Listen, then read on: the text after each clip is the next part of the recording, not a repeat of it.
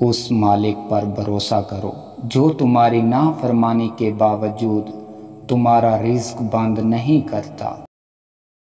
امام حسین فرماتے ہیں، اگر دنیا میں آپ کو شدت سے غم ملے تو گھبراؤ مت، میرے غم کو یاد کر لینا، تمہارے غموں کا وزن ہلکا ہو جائے گا۔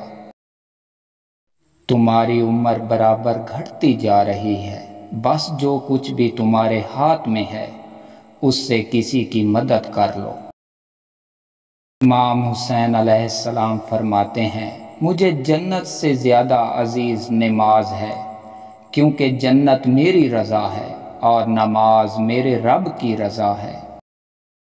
اگر دنیا میں انقلاب پیدا کرنا ہے تو تہذیب نفس کا آغاز خود سے کرو، دنیا خود بدل جائے گی۔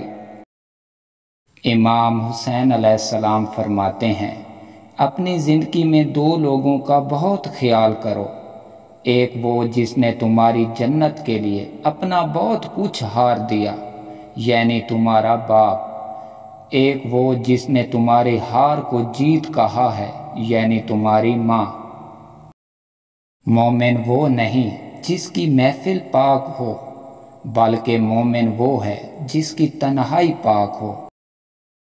کس واسطے نماز سے منہ موڑتا ہے تم، کس واسطے نماز سے منہ موڑتا ہے تم، کیا یاد نہیں تمہیں آخری سجدہ حسین کا؟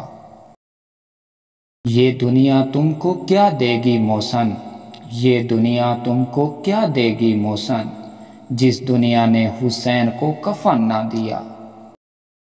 عشق اگر اپنی مستی میں آ جائے تو سر نیزے پر اور قرآن لبوں پہ آ جاتا ہے۔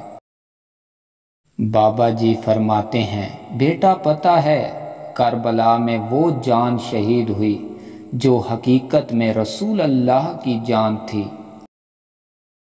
یہ جو ہر طرف اذان ہے، یہ جو ہر طرف اذان ہے، یہ علی کے لال کا احسان ہے، احسان ہے۔